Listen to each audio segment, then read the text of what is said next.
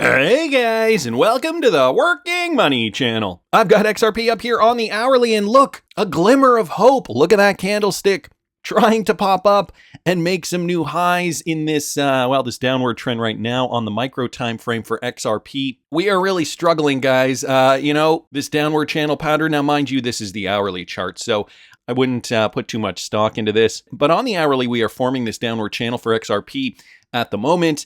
Right now, we're seeing an XRP trading for about 51.6. So getting up above 51.2, and it's really trying. I mean, the entire crypto market is now in neutral territory. So we are seeing the levels go back down to kind of somewhere in the middle, 58. Neutral territory for the crypto space. The market cap is at $2.32 trillion, so that has gone down a little bit as well. And 24-hour volume, that is down significantly, 18.14%. You can see Bitcoin dominance still holding on. So Bitcoin hasn't really been making gains. That is down 2.01%. Ethereum's down a little bit. We got BNB coin, that is down. Solana also down. XRP down 1.5% as of the time of this recording. Mostly we're seeing the crypto space, all the altcoins taking a bit of a hit because Bitcoin, the king crypto, is also taking a bit of a hit today. You can see that downward channel on the hourly, formulate on the Bitcoin chart as well. So Bitcoin also in the dirt right now. But guys, again, this is the 1 hour time frame. When we take a look at the 1 day, we are still maintaining support above this level down and around here. So $59,000. We have still a ways to go to get down below 59,000. And I know Bitcoin has just been teetering at the moment. Some may say, though, that this is formulating what looks like a bullish pennant pattern, but over the longer period. So again, guys, expect that we're going to trade sideways probably for a little while longer. And so in the crypto bull run, if you do not have tons of capital to deploy right at the outset, these are times where you can cost average down into some of your favorite cryptocurrencies. I know I've been keeping my Patreon subscribers up to date about what I'm buying, and I do still have some money on the sides. The $10,000 plus portfolio has now turned into, or rather, I have invested now roughly $15,000. And so I'm going to keep adding, as these altcoins are still retracing. If you guys want to follow my crypto journey, that is at patreon.com/workingmoneychannel. But yeah, sentiment right now is down. Ali Charts posting this since March the 14th. There's been a noticeable dip in Bitcoin whale activity as well. A surge in whale transactions could be the spark needed to boost Bitcoin prices. So the black represents Bitcoin prices. And as you guys can see, we're still just kind of trending sideways here. But whale activity, okay, the red represents whale transaction count. So over $100,000 in USD. And you guys can see that was climbing throughout, mid-January into February. Then late February into March, and then it pretty much peaked by mid-March. And now we're seeing a downward trend throughout April. I think maybe we will start to see that pick up again once we do see, these absolute bottoms. Even if we do trend back close to $59,000 per BTC, I wouldn't be surprised at this point. I don't think that's going to happen right away. I think that could happen if it does happen in a month or two. So these are definitely things to be keeping our eyes on. Macro sentiment is down as well. Ashley Prosper retweeting this post out. Breaking news. Philadelphia-based Republic First Bank has been seized by regulators, says the FDIC. Now, Reuters did put out an article regarding this. U.S. regulators have seized Republic First Bank Corp. and agreed to sell it to Fulton Bank, underscoring the challenges facing regional banks a year after the collapse of its three peers. Philadelphia-based Republic First, which had abandoned funding talks with groups of investors, was seized by the Pennsylvania Department of Banking and Securities. The Federal Deposit Insurance Corporation, or the FDIC, appointed as a receiver, said on Friday that Fulton Bank, a unit of Fulton Financial Corp., will assume substantially all deposits and purchases of all the assets of Republic Bank, which is the operating name for Republic First, to protect depositors. Republic Bank had about $6 billion in total assets and $4 billion in total deposits. As of January the 31st, 2024, the FDIC estimated the cost of the failure to its funds will be $667 million. I guess that could be larger. This is a smaller bank, a more regional bank. But, guys, this is not good news. Apart from that, we're hearing comments like this, like from Ashley. Last year's banking crisis was just a taste of what is yet to come. You guys remember what happened to the banks that started with SIB, or that had SIB in the title? Well, I did a video on that last year, and there's an interesting connection, some more clues, riddles, if I may, to those particular banks in the banking sector. I will link that video up here in the top right-hand corner if you guys did not catch it. Guys, we're also seeing this DTCC to assign no collateral value to Bitcoin or cryptocurrency investments, including ETFs. So this just came out from the DTCC. Changes to DTC collateral haircuts are now in effect. And that is happening April the 30th. As part of the annual review of the line of credit facility, DTC will implement the following changes to modify collateral value for certain securities, which may affect the value of positions applied to the collateral monitor. So number one, collateral valuation for corporate notes or bonds rated B1 to B3 will be updated to use a haircut value of 70%, up from 50%. And then number two, no collateral value will be given to any ETF or other investment vehicle that includes Bitcoin or any other cryptocurrency as an underlying investment, hence will be subject to a 100% haircut. So you're seeing how the narrative is turning very negative. Just in general, even if you don't understand all these terms, what they want the public to see is negative sentiment in the space. They want disillusionment. They don't want you to be investing when cryptocurrencies have hit new lows. Bitcoin and other cryptocurrencies are reacting accordingly. But we just have to keep our heads up. Autism Capital here also commenting on this DTCC piece. So the DTCC says that starting next Tuesday, ETFs that have Bitcoin or other cryptos will have zero collateral value for loans. This could potentially mean less liquidity and more risk for investors, but it could also reduce any Wall Street leverage shenanigans. Another interesting observation there. What does this mean for Saylor? Well, I mean, we can look into this further. It could mean many different things, maybe a topic for a different video. He just went to Grok over there, the AI on the X platform, to get some more information. But I will leave this in the description. I know some of you guys want to look into some of these pieces further to understand a little bit more. Again, though, just kind of pointing to this fact that the crypto space, even though we're in a bullish uptrend, I know, guys, it doesn't feel like it right at this moment in time. Prices are down, markets could go down even further. Again, like I keep saying, this is, just the beginning. We have another year of a crypto bull run, and we've only seen this go down not even 20% yet, the Bitcoin price, even if it does go down below 59. I mean, I got to say, that would be par for the course. So just be careful, keep mindful, keep your head up. Wanted to thank Autism Capital there, Blockchain Daily, Ashley Prosper, and Ali Charts, just for pointing that out. Now, XRP drops here with another clip featuring Senator Cynthia Lummus. The crypto regs in the United States also keeping us down to a degree. Here's Lummus on her opinion regarding the stablecoin Tether versus Circle. Not as clear cut as I thought it would be, but anyway, listen to this. So Tether, if it chooses to remain offshore, is happier with a different regulator. That's a business choice for them.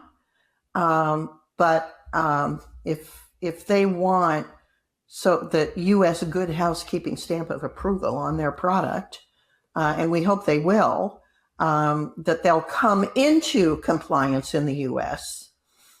We would certainly expect Circle to. So let's say you're a U.S. consumer, you don't know much about Circle or Tether or a bale of hay, but you want something that is blessed by a U.S. regulatory mechanism that was designed to protect consumers.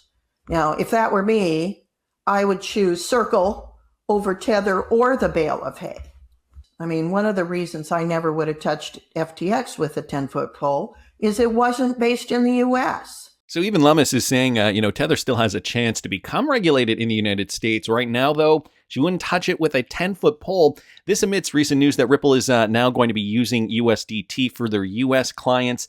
So it's an interesting dichotomy that we're seeing right now as Ripple is ramping up to create their own stablecoin. They had to pivot and, kind of change up strategies. XRP being that bridge currency in many different jurisdictions. Well, it works. I mean, in the jurisdictions where it's regulated. The United States, though, still a bit touch and go when it comes to, what we're seeing with regards to, the regulations. Of course, this is all contributing to the negative sentiment in the crypto space right now. So wanted to thank XRP Drops just for pointing that out.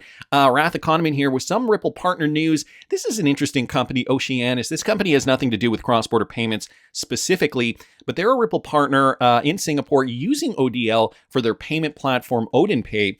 Their 2023 annual report puts some numbers in the first 6 months of operation of about $70 million.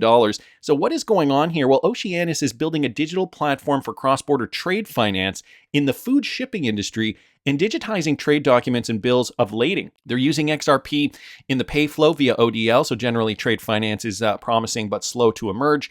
Here's the platform overview. Hard not to notice they launched talking about ripple of change, and that's now described the flywheel effect. It's an ambitious platform that is now live.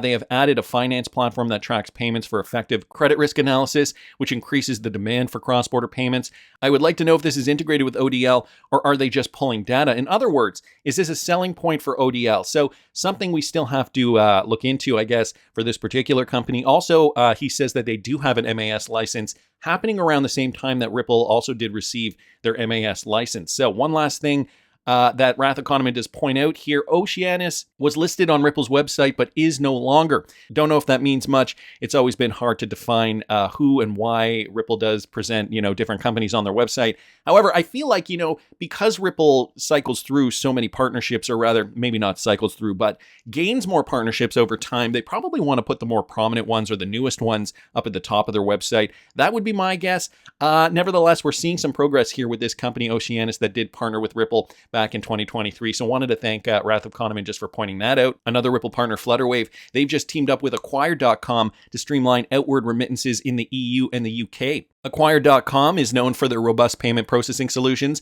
and customized client consultancy, aiding companies in optimizing their transaction processing. The primary reason behind the partnership is to enhance the outward remittance services provided by SendApp, Flutterwave's flagship remittance product for the UK and the EU specifically. This collaboration aims to utilize Acquire.com's expertise in payment processing to make transactions faster, safer, and more reliable for those sending money to Africa. So the rails between the UK, the EU, and Africa, definitely, very fraught with friction, I would assume. But now, as economies are growing and more industry are doing business with Africa particularly, there's definitely more of a need for cross-border payment speed, transparency, and the technology, even just to get dollars over there into Africa and vice versa, dollars or currency fiat from Africa back to the UK, the EU in this particular case, but even North America, the United States. So another Ripple partnership here, Flutterwave being one of those early adopters of RippleNet. Obviously here, seeing some benefit in partnering up with this company, Acquire.com. Here they say program interface or APIs support both the local and cross-border payment transactions. Acquire.com contributes by providing tailored payment processing solutions that include advanced features like intelligent BIN routing and customized payment analysis, which significantly enhance the customer payment journey. So at the end of the day, guys, it's all about the clients. It's all about the customers. The payment journey has to be seamless. And, it's going to come to a point where, customers are just going to expect that gold level standard for operations when it comes to cross-border payments. They will settle for nothing less. So, this is why we're seeing DLT technology, RippleNet, being implemented in so many different jurisdictions around the world. Anyway, some great news there. Wanted to move along, guys. Another piece of Ripple partner news. Ripple partner Temos is integrating the National Bank of Iraq and, the Middle East, very XRP friendly, as XRP is a Sharia compliant cryptocurrency. Well, now Temos today did announce their National Bank of Iraq partnership. That has successfully gone live with Temos Core Banking for Payments, NBI, which has 27 branches across Iraq, offers a comprehensive range of services to individuals and businesses in the country. Since 2005, NBI has been majority owned by Capital Bank, one of the top financial institutions operating in the Jordanian and regional markets. With this implementation, NBI moved from its legacy systems onto the same core banking platform as other entities in the Capital Bank group. This will enable NBI to operate more efficiently and integrate seamlessly with other systems to develop new products faster and deliver an improved customer experience. So, Temos, they just keep trudging away, racking up those partnerships. Again, these guys are more institutional grade operations, integrating the technology in the back end. And here we're seeing the migration to the Temos platform, for example, for core banking and payments at NBI was completed in under 12 months thanks to Temos' pre-configured banking and payment capabilities with APIs, which reduced the need for complex customization. So these guys have lots of experience with banks already. Their close collaboration with NBI, Capital Bank, and delivery partner ITSS, so they have those partnerships too. This success was recently recognized in the BIS Intelligence Innovation Awards, with Capital Bank winning Best Implementation of Core Banking Services. So there you guys have it, another bank integrated with Temos, another Ripple-enabled company. Looks like the XRP Ledger, Algorand, and Matic might be on deck, guys. This one tweeted out by King Solomon here on Twitter. So this is breaking news. I don't know if you guys remember Archax. Their CEO recently went on the record suggesting that a lot of money could be flowing through the XRPL at some point in time. And just even more recently, we did get some news about, there was a bit of a rumor BlackRock was integrating with HBAR. However, it ended up being a third-party partnership, and Archax just happened to be in the middle of this. Well, King Solomon here noticing that XRP Algorand as well, which is part of my legacy portfolio. I'm going to be talking about my legacy portfolio too over there at patreon.com/workingmoneychannel. So if you guys hold Algo, you are not alone. I know it has not been a top performer during this bull run, at least not at this point, but I still see potential for that particular coin. And Matic also part of this story. So embracing this, tokenization on the Archax platform. If you guys don't remember what the CEO said a few months ago, he did say $30 to $50 trillion could potentially be running over the XRP ledger in the coming months, I believe it was. To be honest, I don't actually remember the time frame. I'm going to play you guys this clip from back in February. Listen to this. 30 to 50 trillion, all on XRP, all trading on Archax. Here we go. Find my original projections, but the total market is 1.4 quadrillion, everything that's ever out there. And if you start looking across any of those asset classes, they're all starting to move on chain already. And the ease with which we've seen people interested in money market fund, tokenized treasuries, and those types of instruments, the support for stable coins, when you're talking about replacing cash, when I see DTCC, Euroclear, Clearstream, it only takes one of them to flip onto natively digital, and that's trillions of assets on its own that move. So, tens of trillions, I think we could see. And bearing in mind it's 1.4 quadrillion, this is still a tiny slice of a huge market. 30 to 50 trillion, all on XRP, all trading on Archax. All on the XRPL trading through Archax. So wanted to thank Colin Brown for that original tweet here, and wanted to thank Mikkel, of course, just for retweeting that out. This is the CEO of the company that just tokenized BlackRock's money market fund on HBAR. Remember that, guys. It is all connected. Let me bring this up. I talked about this about a year and a half ago, but I've noticed it's been making the rounds over there on Twitter again. You guys remember the 1992 movie Sneakers? There was a scene where they hack into the Federal Reserve transfer node, and guys, it showed XRP as the international telelink access. That is right. This one courtesy of Ali G XRP here on Twitter. Check this out. If you guys don't remember, I did a video on this again about a year and a half ago. I'm going to play you guys a clip from that video I did. Is Hollywood predictively programming XRP usage at the same time David Schwartz worked for the NSA? Things that make you go, And it also gets me wondering, with this idea of the Hollywood pre-programming. I don't know if you guys have seen this movie, Sneakers, 1992. Okay, so note the date. That is important. 1992. I actually have not seen this movie. It stars Robert Redford, Dan Aykroyd, Ben Kingsley, at that time Ben Kingsley, not Sir Ben Kingsley, Mary McDonald, River Phoenix, Sidney Poitier, and David Strathern. Okay, and let me read you guys a good synopsis here of what the movie is. The storyline: Martin Bishop is the head of a group of experts who specialize in testing security systems. When he is blackmailed by government agents into stealing a top-secret black box, the team finds themselves embroiled in a game of danger and intrigue. After they recover the box, they discover that it has the capability to decode all existing encryption systems around the world, and that the agents who hired them didn't work for the government at all. And this was from back in 1992. Well, guys, in this movie, this coming from Shadow83736737, he noticed this. The movie Sneakers video below, at the 4-minute 17-second mark from this particular YouTube video, it's just a clip from the movie. It shows XRP as part of the financial system. Now, I have a clip of the movie here, guys. I'm just going to play it with the volume off to prevent a copyright strike. Check this out. The screen becomes clear, and this is how they this is how they made movies back then. When dealing with internet or computer technology, they needed to visualize it, so it looks kind of funny from today's perspective. But here it is. Look at that. Federal Reserve Transfer Node, National Headquarters, Interbank Transfer Funds, and the International Telelink Access Code, guys. Yeah, XRP. Now, it's one thing that XRP is listed in here, but the fact that it even has to do with money, Federal Reserve Transfer Node, also Interbank Fund Transfer. Well, we know XRP is that currency that provides global liquidity to transfer funds. And again, this movie from 1992, so before the XRP ledger existed, right? Or am I wrong about that? Erica Gilbert bringing this up. Both came out in 1988. There are no coincidences. And I don't know if you guys remember, and I know I've showed this patent on this channel before, from David Schwartz Enterprises. The original file date was August 25th, 1988.